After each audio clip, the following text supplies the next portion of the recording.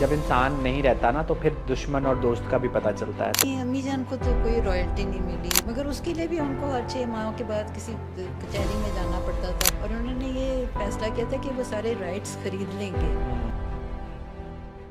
जब इंसान नहीं रहता ना तो फिर दुश्मन और दोस्त का भी पता चलता है। तो एक तो बताएं कि उनकी डेथ के बाद जो रॉयल्टी वाला किस्सा था उसके बारे में भी बड़ी कहानियां हैं।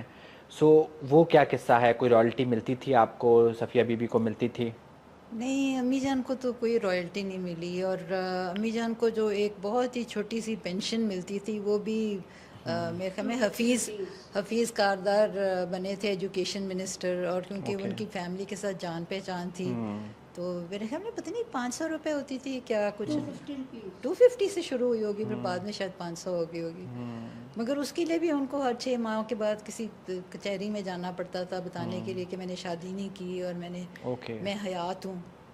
तो वो बड़ा डिमीनिंग सा लगता है।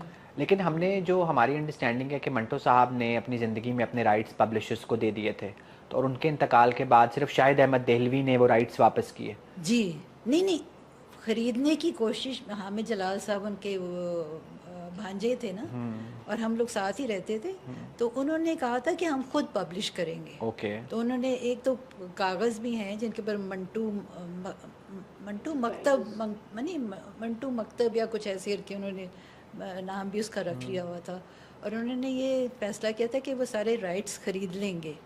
तो कुछ तो उन्होंने ख़रीद भी लिए, मगर फिर आप एंड में मटीरियलाइज़ नहीं हुआ। मगर ये शायद अहमद देलवी साहब की बिल्कुल सही है बात है कि उन्होंने कोई पैसे नहीं लिए थे वो वापस करने के लिए राइट्स।